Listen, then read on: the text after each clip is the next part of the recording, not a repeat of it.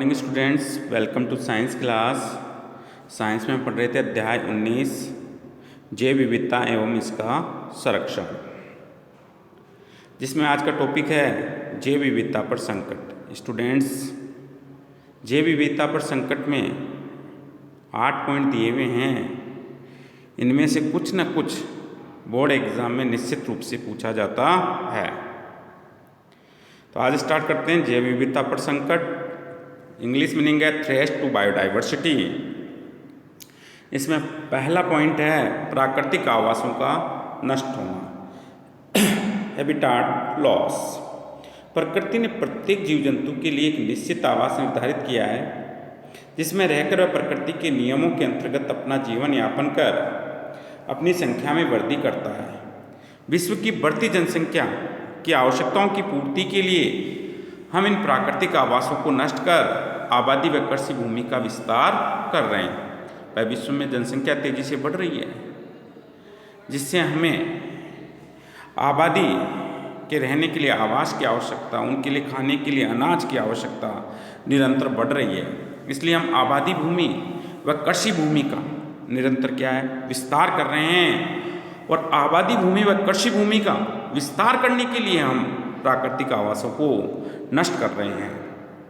पृथ्वी पर 50 लाख से 3 करोड़ प्रजातियां पाई जाती हैं, जिनमें से 50% से अधिक प्रजातियां उष्णकटिबंधीय वनों में पाई जाती हैं। किंतु आज ये वन 1.7 करोड़ हेक्टेयर प्रतिवर्ष की दर से काटे जा रहे हैं, यानी कि तेजी से इन्हें नष्ट किया जा रहा है। वन जीवों के प्राकृतिक आवास होते हैं। इन जीवों के इन प्राकृतिक आवासों को जो है तेजी से जो है नष्ट किया जा रहा है। यदि इसी दर से उष्णकटिबंधीय वनों की कटाई होती रही तो एक वैज्ञानिक अनुमान के अनुसार आगामी 30 वर्षों में उक्त वनों की 5 से 10% वनस्पति व जंतु प्रजातियां विलुप्त हो जाएगी। यूरोप में वनों की कटाई से पिछले 60 वर्षों में कवक की 50% प्रजातियां विलुप्त हो चुकी है। इसी प्रकार शीतोष्णकटिबंधीय वर्षा वन लगभग 1 करोड़ हेक्टेयर प्रतिवर्ष की दर से नष्ट हो रहे हैं। दुर्भाग्यपूर्ण यह है कि विलुप्त होने वाली अधिकांश प्रजातियां वे हैं जिन्हें वैज्ञानिक पहचान भी नहीं पाए हैं। यानी कि पृथ्वी पर जो है 50 लाख से 300 लाख प्रजातियां पाई जाती हैं, जिनमें से वैज्ञानिकों ने मात्र 17 से 20 लाख प्रजातियों को ही पहचाना है। ये लगभग 7% हैं। शेष प्रजातियों की पहचान भी नहीं हो पाई और वे इन प्राकृतिक आवासों के साथ साथ नष्ट हो रही हैं। नेक्स्ट पॉइंट है प्राकृतिक आवास विखंडन, हैबिटाट फर्मेंटेशंस। तो देखो, वन्य प्राणियों की प्राकृतिक आवास जो पहले विस्तृत क्षेत्र में अविभक्त रूप से फैले थे, अब सड़क मार्ग, रेल मार्ग, गैस पाइपलाइन, नहर, विद्युत लाइन, बांध, खेत आदि के निर्माण से विखंडित हो गए हैं। पहले क्या प्राकृतिक आवास जो हुआ करते थे वो बड़े क्षेत्र में होते थे, अविभक्त होते थे वो। लेकिन वर्तमान में क्या है, देश विकास की ओर बढ़ रहा है। सड़कें बनाई जा रही हैं, रेल मार्ग बनाए जा रहे हैं, गैस पाइपलाइन बिछाई जा रही है, नहरों का निर्माण हो रहा है, विद्युत लाइन बिछाई जा रही है, अंडरग्राउंड बड़े बड़े बांध बनाए जा रहे हैं, कृषि भूमि का विकास किया जा रहा है, जिससे ये प्राकृतिक आवास क्या हो रहे हैं, विखंडित हो रहे हैं, टुकड़ों में बट रहे हैं। जैसे यदि किसी प्राकृतिक क्षेत्र से रेल लाइन निकाल दी तो रेल लाइन उस प्राकृतिक आवास को 2 भागों में बांट देती है, जिससे वन्य जीवों के प्राकृतिक क्रियाकलाप प्रभावित होते हैं तथा वे अपने को इन गतिविधियों में असुरक्षित महसूस करते हैं। अनेक वन्य प्राणी वाहनों की चपेट में आ जाते हैं अथवा मानव बस्ती में अब आबादी भूमि विकसित की पास में मानव बस्ती बसा दी गई है, जिससे वहाँ यदि कोई वन्य जीव आ जाता है तो उस बस्ती में रहने वाले लोगों के द्वारा उसे मार दिया जाता है। इसी प्रकार से दूधवा राष्ट्रीय उद्यान से गुजरने वाली रेलवे लाइन पर अब दूधवा राष्ट्रीय उद्यान से रेलवे लाइन गुजरी है, जिसने कि इसको दूधवा राष्ट्रीय उद्यान को 2 भागों में बांट दिया। अब इससे वहाँ पर जो वन्य जीव घूमते हैं वो क्या होते हैं, रेल लाइन पर आते हैं, ट्रेन के चपेट में आने से असामयिक मृत्यु का शिकार हो जाते हैं और इससे प्रतिवर्ष लगभग आधा दर्जन बाघ व अनेक छोटे जीव दुर्घटना का शिकार होते हैं, दुर्घटना का शिकार हो जाते हैं। अब नेक्स्ट है देखो, पहला हमने पढ़ा था प्राकृतिक आवासों का नष्ट होना। दूसरा पॉइंट हमने पढ़ा प्राकृतिक आवासों का विखंडन, यानी कि दो भागों में बंटना। अब नेक्स्ट बिंदु है जलवायु परिवर्तन। मानव गतिविधियों से आज पृथ्वी पर ग्रीन हाउस गैसों की मात्रा काफ़ी बढ़ गई है। इस कारण पृथ्वी का तापमान निरंतर बढ़ रहा है। ग्रीन हाउस गैसें बढ़ रही हैं जिससे पृथ्वी का तापमान बढ़ रहा है, यानी वैश्विक तापमान में वृद्धि हो रही है। पृथ्वी का तापमान बढ़ने से ध्रुवों पर जमी बर्फ तेजी से पिघल रही है तथा समुद्रों का जल स्तर बढ़ रहा है। इस कारण एक और समुद्री जैव विविधता पर विपरीत प्रभाव पड़ रहा है। वहीं उपलब्ध भूमि में कमी होने से स्थलीय जैव विविधता भी प्रभावित हो रही है। एक अनुमान के अनुसार यदि पृथ्वी का तापमान 3.5 डिग्री सेंटीग्रेड बढ़ता है तो विश्व की 70% प्रजातियों पर विलुप्तता का खतरा हो जाता है। तो पृथ्वी के वैश्विक तापमान में परिवर्तन हो रहा है, अर्थात जलवायु में परिवर्तन हो रहा है, जिससे ध्रुवों पर जमी बर्फ पिघल रही है, समुद्रों के जल का स्तर बढ़ रहा है, जिससे समुद्री जैव विविधता साथ ही साथ स्थलीय जैव विविधता को भी खतरा हो रहा है। यदि पृथ्वी का तापमान 3.5 डिग्री सेंटीग्रेड बढ़ता है तो विश्व की लगभग 70% प्रजातियों पर विलुप्तता का खतरा मंडरा जाता है। अब देखो नेक्स्ट है पर्यावरण प्रदूषण। पर्यावरण प्रदूषण का दुष्प्रभाव प्राणियों एवं पौधों पर पड़ता है। औद्योगिक अपशिष्ट से प्रदूषित भूमि व जल में अनेक वनस्पति व जीव नष्ट हो जाते हैं। इत्यादि वायु प्रदूषण के कारण होने वाली तेजाबी वर्षा से भी अनेक सूक्ष्म जीव व वनस्पति नष्ट हो जाती है। इसी प्रकार कृषि पैदावार बढ़ाने हेतु रासायनिक खाद व कीटनाशकों के इत्यादि उपयोग से मृदा में पाए जाने वाले सूक्ष्म जीव विलुप्त हो रहे हैं, जिससे भूमि की उर्वरता भी प्रभावित हो रही है। भूमि की जो उत्पादन क्षमता है वो कम हो रही है। नेक्स्ट पॉइंट है प्राकृतिक संसाधनों का अनियंत्रित विदोहन। स्थानीय आवश्यकताओं के लिए प्राकृतिक संसाधनों का उपयोग किसी भी प्रकार से हानिकारक नहीं है, किंतु मनुष्य ने व्यावसायिक लाभ के लिए पेड़ पौधों एवं जीव जंतुओं का इत्यादि व अनियंत्रित दोहन किया है, जिस कारण कई प्रजातियों का अस्तित्व खतरे में पड़ गया है। उदाहरणार्थ यूरोप एवं उत्तरी अमेरिका में मेंढक की टांगों का उपयोग खाने में स्वाद बढ़ाने के लिए किया जाता है। भारत समेत कई एशियाई देश मेंढक की टांगों का निर्यात करते हैं। भाई मेंढक की टांगों को, मेंढक को जो है भारत से अन्य यूरोप व उत्तरी अमेरिका में भेजा जाता है, व्यापार करते हैं इनका। वर्ष 1983 में भारत ने 3650 मैट्रिक टन मेंढक की टांगें निर्यात की, जिसके फलस्वरूप जंगलों में मेंढकों की संख्या कम हो गई। भाई 3650 मैट्रिक टन मेंढक की टांगें निर्यात की जाएगी तो जंगल में मेंढक की संख्या क्या होगी? कम हो गई। और ऐसे कीट जिन्हें मेंढक खाते थे, हम मेंढक नहीं होने की वजह से मेंढक जिन कीटों को खाते थे उनकी संख्या में तेजी से वृद्धि हो गई, अप्रत्याशित वृद्धि हो गई है। स्थिति की गंभीरता को देखते हुए दिनांक 1 अप्रैल 1987 से भारत सरकार को मेंढक के व्यवसाय पर प्रतिबंध लगाना पड़ा। तो देखो प्राकृतिक संसाधनों का अनियंत्रित विदोहन किया जाएगा, बिना सोचे समझे इनका विदोहन किया जाएगा तो भी कोई ना कोई संकट उत्पन्न हो जाता है। अब देखो नेक्स्ट कृषि व वानिकी में VIM के क्वेश्चन। स्टूडेंट्स मेंढक की टांगों वाला एग्जाम्पल अच्छी तरह से यहाँ याद होना चाहिए। कब निर्यात हुआ, कितने टन का हुआ, फिर इस पर प्रतिबंध कब लगा, ये डेट फिक्स याद होनी चाहिए। शिक्षक कृषि व वानिकी में व्यावसायिक प्रवृत्ति।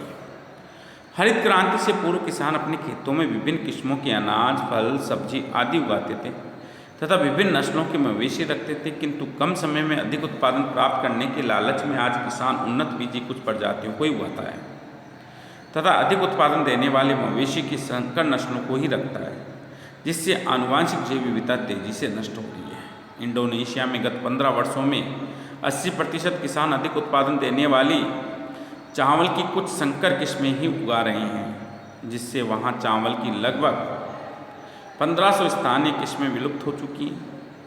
ये भविष्य के लिए एक बहुत ही बड़ा खतरा है, क्योंकि कभी महामारी फैली तो सभी फसलें एक साथ नष्ट हो जाएगी तथा भूखों मरने की नौबत आ जाएगी। यानी सभी फसलें एक साथ नष्ट हो जाएगी, अनाज नहीं होगा, जिससे भूख से मरने की समस्या उत्पन्न हो सकती है। इस प्रकार पेपर, माचिस, प्लाईवुड और आधुनिक कच्चे माल के लिए आज प्राकृतिक वनों को नष्ट कर एक ही प्रजाति के वन उगाए जा रहे हैं, जिससे जैव विविधता में लगातार कमी आ रही है। नेक्स्ट और VIM की टॉपिक है विदेशी प्रजातियों का आक्रमण। वांछित या अवांछित रूप से कई बार विदेशी प्रजातियों के आने से स्थानीय प्रजातियों का अस्तित्व खतरे में पड़ जाता है तथा ये पूरे पारिस्थितिक तंत्र में असंतुलन पैदा कर देता है। कुछ पादप प्रजातियों को सौंदर्यीकरण के लिए आयात किया गया, जैसे लेंटाना व जलकुंभी। लेंटाना को अंग्रेज 1807 में भारत लाए थे। तो लेंटाना को भारत में कौन लाए? अंग्रेज। कब लाए? 1807 में। और कलकत्ता के बॉटनिकल गार्डन में लगाया गया। फिर इसे कहाँ लगाया गया? कलकत्ता के बॉटनिकल गार्डन में से लगाया गया। किंतु ये धीरे धीरे सारे उपमहाद्वीप में फैल गया। आज ये पौधा स्थानीय जैव विविधता के लिए संकट बना हुआ है। क्यों? क्योंकि अपने आसपास दूसरे पौधों को उगने नहीं देता है और न ही इसे जानवर खाते हैं। दूसरों पौधों को तो उगने नहीं देता है और इसका कोई उपयोग भी नहीं, यहाँ तक कि इसे जानवर भी नहीं खाते हैं। इसी प्रकार जलकुंभी, जिसे वाटर लिली भी कहा जाता है, अपने सुंदर जामुनी फूलों के कारण भारत में ब्राज़ील से लाया गया, किंतु आज ये भारत के जल स्रोतों में फैल चुका है। जलकुंभी का अनियंत्रित फैलाव सूर्य की रोशनी को रोक लेता है, जिससे जल में मौजूद पौधे नष्ट होने लगते हैं तथा जीवों को ऑक्सीजन नहीं मिलने से वे मरने लगते हैं। इसी प्रकार कुछ विदेशी प्रजातियां अनायासी आयातित खाद्यान्नों के साथ आ गई, जैसे गाजर घास, पार्थेनियम, इंग्लिश मीनिंग है। सन 1950 में अमेरिका से आयात किए। अमेरिका से 1950 में आयात का मतलब मंगाए गए गेहूं के साथ भारत आ गई। गाजर घास विश्व के सबसे खतरनाक खरपतवारों में से एक है। अब देखो स्टूडेंट्स, यहाँ शब्द है खरपतवार। खरपतवार किसे कहते हैं? तो देखो, ऐसे पौधे जो मुख्य फसल के साथ उगाते हैं खरपतवार कहलाते हैं। यानी कि अनचाहे अनावश्यक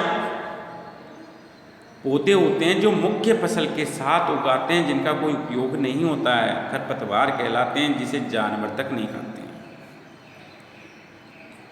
इन पौधों में कई ऐसे रासायनिक पदार्थ होते हैं जो एलर्जी पैदा करते हैं। गाजर घास हमारी स्थानीय जैव विविधता के लिए एक बहुत ही बड़ा खतरा बन गया है। अब देखो एक और उदाहरण दिया हुआ है यहाँ। आज से लगभग 50 वर्ष पूर्व अंडमान निकोबार द्वीप समूह में कुछ हिरणों को छोड़ा गया, किंतु ये ध्यान नहीं रखा गया कि वहाँ इनका कोई प्राकृतिक भक्षक नहीं है। यानी कि प्राकृतिक भक्षक का मतलब भाई प्रकृति के द्वारा प्रदत्त कोई खाने वाला नहीं था वहाँ इनको। कहाँ पे? पूर्व अंडमान निकोबार द्वीप समूह में। और इसका परिणाम ये हुआ कि हिरणों की संख्या तेजी से बढ़ गई, क्योंकि इनका कोई प्राकृतिक भक्षक नहीं था, इसलिए इनकी संख्या तेजी से बढ़ती गई। इन्होंने अपने भोजन के लिए स्थानीय पेड़ पौधों को तेजी से चट कर दिया तथा अपना पेट भरने के लिए खेतों की ओर रुख कर लिया।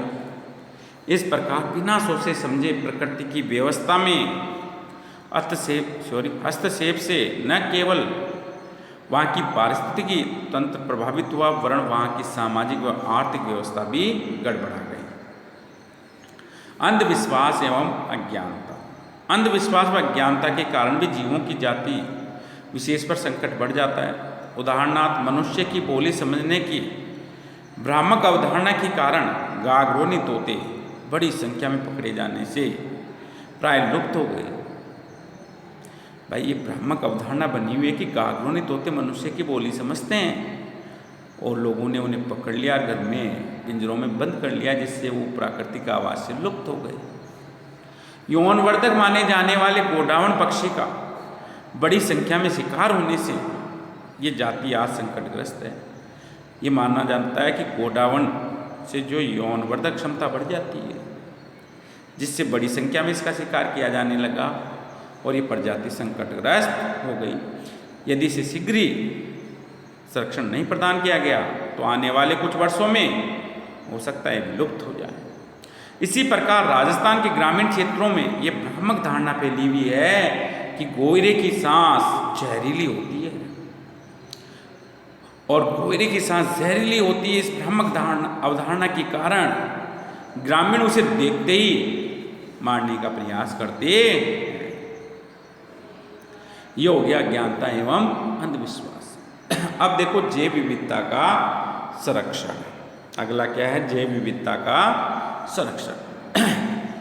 तो स्टूडेंट, इससे पहले मैं वापस से एक बार बता रहा हूँ आपको, जैव विविधता पर संकट के 8 पॉइंट दिए हुए हैं, VIMP पॉइंट है, जिनमें मैंने ग्रीन लाइट से हाईलाइट किया। वो बातें अच्छी तरह से याद होनी चाहिए उन बिंदुओं की। क्लियर? जैव विविधता का संरक्षण हमारे जीवमंडल तथा पारिस्थितिक तंत्रों के संतुलन तथा सामान्य क्रियाशीलता के लिए जीव जंतुओं तथा वनस्पति की विविधता का बने रहना आवश्यक है। किंतु आधुनिक मानव के स्वार्थपूर्ण क्रियाकलापों तथा उपभोक्तावादी संस्कृति के कारण होने वाले प्राकृतिक संसाधनों के अनियंत्रित विध्वंस से पृथ्वी की जैव विविधता का निरंतर क्षय हो रहा है तथा जीवों में पादपों की अनेक प्रजातियां तेजी से विलुप्त हो रही हैं या संकटापन्न हैं, संकटग्रस्त हैं। संकटग्रस्त प्रजातियों को बचाने के लिए अंतर्राष्ट्रीय स्तर और राष्ट्रीय स्तर पर बहुत प्रयास किए जा रहे हैं। तो पहले हम यहाँ लेंगे अंतर्राष्ट्रीय प्रयास, इंटरनेशनल एफर्ट्स।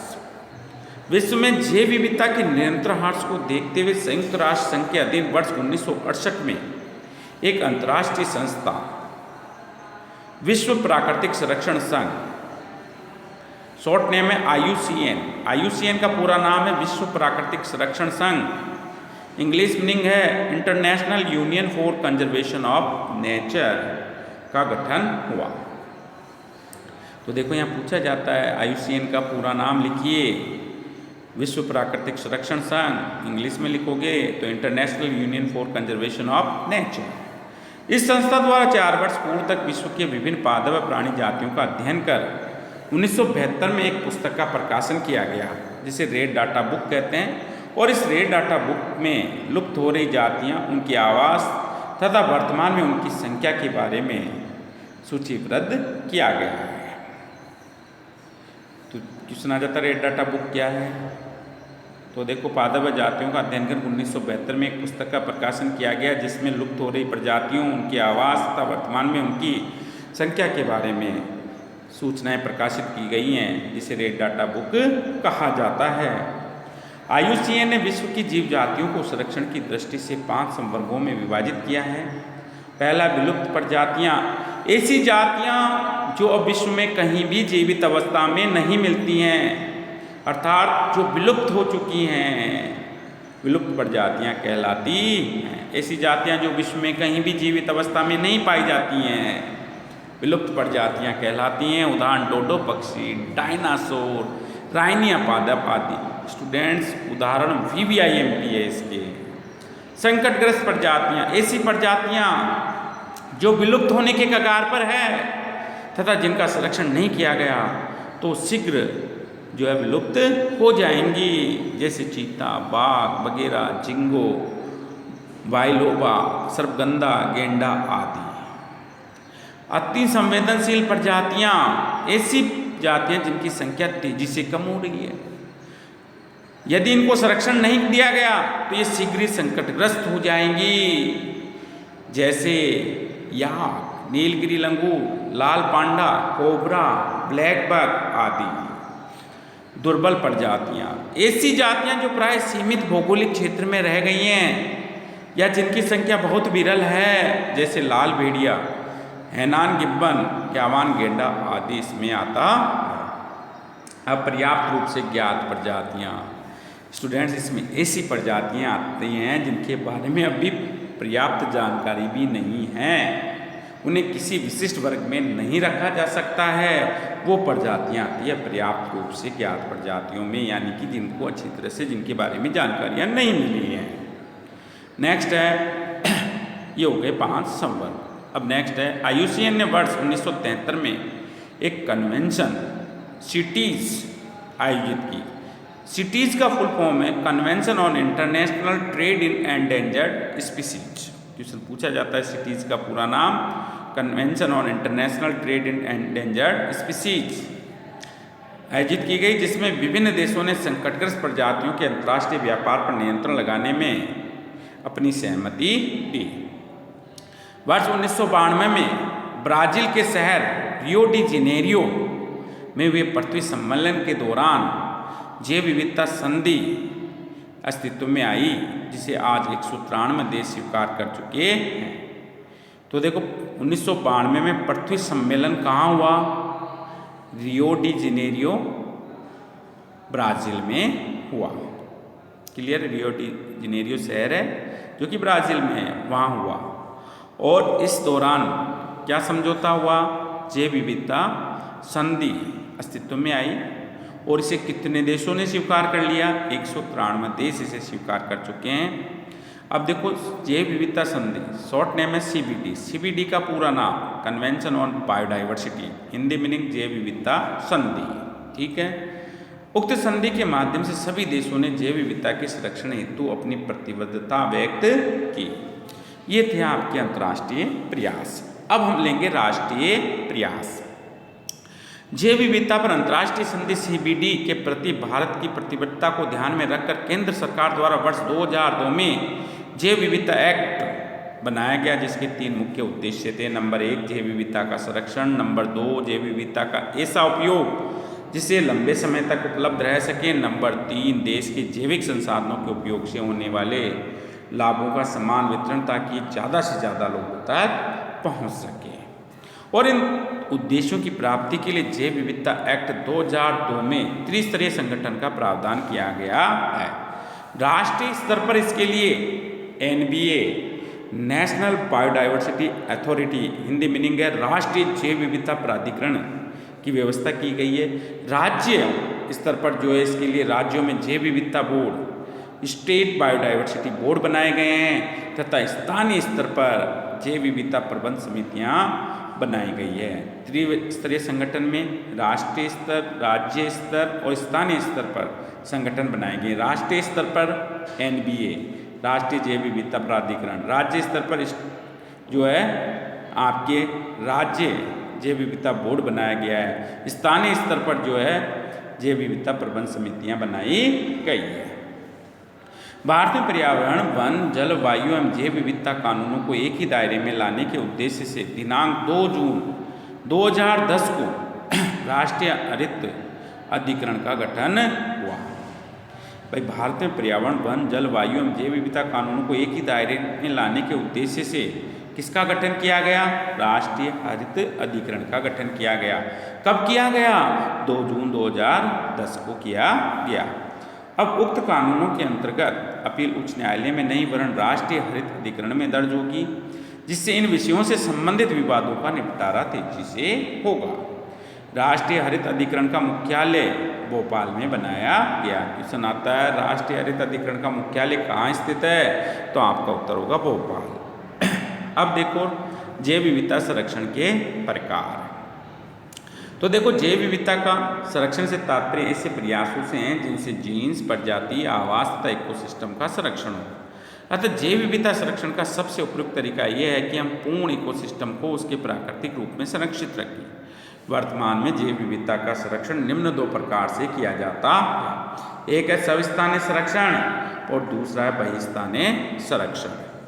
सविस्थानीय संरक्षण जीवों के विकास एवं वृद्धि के लिए इनके प्राकृतिक आवास से सर्वाधिक उपयुक्त होते हैं। ऐसा संरक्षण जो प्राकृतिक आवास में मानव द्वारा प्रदत्त अनुरक्षण से किया जाता है सविस्थानीय संरक्षण कहलाता है। जिस संकटग्रस्त प्रजाति को संरक्षित करना होता है उसके अनुसार चयनित प्राकृतिक आवास में अनुकूल परिस्थितियों एवं सुरक्षा उपलब्ध कराई जाती है। इसके तहत जीवमंडल रिजर्व, अब देखो परिस्थितियां उपलब्ध कराने के लिए क्या किया गया? जीवमंडल रिजर्व, राष्ट्रीय उद्यान, ठीक है, अभ्यारण्य, संरक्षण रिजर्व स्थापित किए गए। स्टूडेंट मैं फिर से बता रहा हूँ सविस्थानीय संरक्षण क्या है? ऐसा संरक्षण जो प्राकृतिक आवास में ही मानव द्वारा प्रदत्त अनुरक्षण से किया जाता है। यानी कि जीवों को उनके प्राकृतिक आवास में मानव द्वारा अनुरक्षण प्रदान किया जाता है, वो होता है समस्थानीय संरक्षण। और इसके लिए जो है जीव मंडल रिजर्व, राष्ट्रीय उद्यान, अभ्यारण्य संरक्षण रिजर्व की स्थापना की गई है। वर्तमान में भारत में 14 जीव मंडल रिजर्व, 19 राष्ट्रीय 99 राष्ट्रीय उद्यान, 19 नहीं 99 राष्ट्रीय उद्यान तथा 523 वन्य जीव अभ्यारण्य तथा 47 संरक्षित रिजर्व स्थापित किए जा चुके हैं। और इनमें देश का कुल 1,58,745 वर्ग किलोमीटर क्षेत्र संरक्षित हो चुका है, जो कि देश के कुल भौगोलिक क्षेत्रफल का लगभग 4.83% है।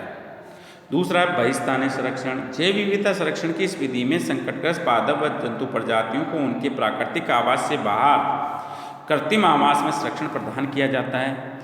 स्वस्थानीय में तो उनके प्राकृतिक आवास में, जबकि बहिस्थानीय में क्या है, जीव जंतुओं को जो है उनके प्राकृतिक आवास से बाहर कृत्रिम आवास में संरक्षण प्रदान किया जाता है। ये अंतर भी है भाई इनमें। इसके तहत वनस्पति प्रजातियों के संरक्षण हेतु वानस्पतिक उद्यान, किस किस का गठन किया गया, वानस्पतिक उद्यान, बीज बैंक, उत्तक संवर्धन प्रयोगशालाएं आदि की स्थापना की गई है। वहीं जंतुओं के संरक्षण के लिए चिड़ियाघर, एक्वेरियम आदि की स्थापना की गई है। अब देखो, संकटग्रस्त पादपों व जंतुओं के जनन द्रव्यों अर्थात बीज, फल, पराग, बीजाणु, शुक्राणु, अंडाणु आदि का संरक्षण किस विधि द्वारा किया जाता है? निम्न ताप संरक्षण विधि तथा मंद वर्दी कल्चर तकनीक से किया जाता है। इसके अलावा संकटग्रस्त, तो ये भी स्टूडेंट्स VIMP है, यहाँ से क्वेश्चन पूछा जाता है, इस विधि का नाम पूछा जाता है, तो इसे भी याद करें अच्छे से। इसके अलावा संकटग्रस्त पौधों या जंतुओं के जीन्स को अंकुरण सम अवस्था में जीन बैंकों में सुरक्षित रखा जाता है। अब देखो स्टूडेंट, महत्वपूर्ण बिंदु जिन पे क्वेश्चन पूछे जाते हैं, जैव विविधता किसे कहते हैं, पहले बिंदु पर, ठीक है। जीव जंतुओं में पाई जाने वाली विभिन्नता, विषमता, पारिस्थितिकी जटिलता जैव विविधता कहलाती है। दूसरे बिंदु पर जैव विविधता के कितने स्तर हैं? 3। कितने? 3। नंबर 1 प्रजाति विविधता, नंबर 2 आनुवांशिक विविधता, नंबर 3 पारिस्थितिक तंत्र विविधता। प्रजाति किसे कहते हैं? महत्वपूर्ण बिंदु नंबर 3 पे क्वेश्चन, जीवों का ऐसा समूह जिसके सदस्य दिखने में एक जैसे हों तथा प्राकृतिक परिवेश में प्रजनन कर संतान उत्पन्न करने की क्षमता रखते हों, प्रजाति कहलाती है। चौथे पे देखो क्वेश्चन पूछा जाता है, आनुवांशिक विविधता किसे कहते हैं? एक ही प्रजाति के विभिन्न सदस्यों के मध्य जीन के कारण उत्पन्न भिन्नता आनुवांशिक विविधता कहलाती है।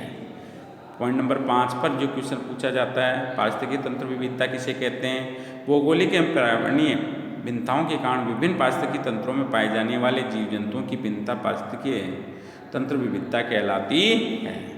पारिस्थितिकीय तंत्र विविधता कहलाती है। छठे पे जो है पूछा जाता है, एक अनुमान के अनुसार अभी तक वैज्ञानिक पृथ्वी पर पाई जाने वाली प्रजातियों में से केवल, तो देखो वैज्ञानिकों ने पृथ्वी पर पाई जाने वाली कितनी प्रतिशत प्रजातियों की पहचान की है? तो आपका उत्तर होगा 7% प्रजातियों की पहचान की है। जैव विविधता के हिसाब से भारत विश्व के 17 बृहद जैव विविधता वाले देशों में सम्मिलित है। तो जैव विविधता के हिसाब से भारत विश्व की कितने बृहद जैव विविधता वाले देशों में सम्मिलित है? 17, ठीक है। जैव विविधता तप्त स्थल, बायोडाइवर्सिटी हॉट स्पॉट्स किसे कहते हैं? तो आपका आंसर, ऐसे क्षेत्र जहाँ बहुत अधिक जैव विविधता पाई जाती है, बायोडाइवर्सिटी हॉट स्पॉट्स कहलाते हैं। स्टूडेंट्स के क्वेश्चन नंबर पॉइंट 9 पर जो क्वेश्चन है मैं बताने जा रहा हूँ, ये बोर्ड में पूछा जा चुका है। विश्व में कुल कितने जैव विविधता तप्त स्थल हैं? तो आपका आंसर होगा 34। कितने? 34। अब देखो भारत में विशुद्ध रूप से, यानी कि पूरी तरह से जो भारत में उनकी संख्या पूछी जाती है, तो विशुद्ध रूप से भारत में कितने जैव विविधता तप्त स्थल हैं? 2। नंबर 1 पूर्वी हिमालय, नंबर 2 पश्चिमी घाट। तीसरा जो भारत के साथ अन्य देशों में भी फैला हुआ है वो है इंडो बर्मा गांगे। हाँ, नेक्स्ट 11 पॉइंट पे पूछा जाता है, भारत के राष्ट्रीय जलीय जीव का नाम? गांगे डॉल्फिन। गांगे डॉल्फिन को भारत का राष्ट्रीय जलीय जीव कब घोषित किया गया? वर्ष 2009 में। नेक्स्ट क्वेश्चन पॉइंट नंबर 12 पे पूछा जाता है, स्थानवृत्त प्रजातियाँ, एंडेमिक स्पीसीज किसे कहते हैं? तो देखो ऐसी प्रजातियाँ जो किसी क्षेत्र विशेष में पाई जाती है, जिनका वितरण या विस्तार एक सीमित क्षेत्र में होता है तथा उस क्षेत्र के अतिरिक्त वो विश्व में कहीं नहीं पाई जाती है, स्थानवृत्त प्रजातियाँ कहलाती है। अंतर्राष्ट्रीय जैव विविधता दिवस कब मनाया जाता है? 22 मई को। ठीक है। नेक्स्ट है जैव विविधता का महत्व के बिंदु हैं। तो महत्व बड़ा क्वेश्चन बनता है, अच्छे से याद करें इसे। 15, 16, 17 पे बड़े क्वेश्चन बनते हैं, इनमें से छोटे पॉइंट पूछे जा सकते हैं। पॉइंट नंबर 18 पे आ जाओ। IUCN का पूरा नाम लिखिए, विश्व प्राकृतिक संरक्षण संघ। ठीक है। नेक्स्ट, IUCN ने जो है जीव प्रजातियों को संरक्षण की दृष्टि से कितने संवर्गों में बांटा है? 5। कौन कौन से? नंबर 1 विलुप्त प्रजातियां, नंबर 2 संकटग्रस्त प्रजातियां, नंबर 3 अति संवेदनशील प्रजातियां, नंबर 4 दुर्लभ प्रजातियां, नंबर 5 अपर्याप्त रूप से ज्ञात प्रजातियां। फिर देखो, भारत में सन 2002 में जैव विविधता एक्ट बनाया गया, जिसके द्वारा त्रिस्तरीय संगठन बनाया गया। वो त्रिस्तरीय संगठन क्या था? राष्ट्रीय स्तर पर राष्ट्रीय जैव विविधता प्राधिकरण बनाए गए, राज्य स्तर पर राज्य जैव विविधता बोर्ड बनाए गए, स्थानीय स्तर पर स्थानीय जैव विविधता प्रबंधन समितियों का गठन किया गया। स्टूडेंट्स, इसी के साथ आपका ये चैप्टर समाप्त होता है। इस चैप्टर के जो क्वेश्चन आंसर हैं 1 to 29, 1 से 29 तक, उन सभी को आपको होमवर्क की कॉपी में करना है आंसर के साथ। ठीक है। तो क्वेश्चंस मैं कल और सेंड कर दूंगा, जिनको आपको HW कॉपी में करना है। नेक्स्ट वीडियो में नए चैप्टर के साथ फिर मिलेंगे, तब तक के लिए थैंक यू।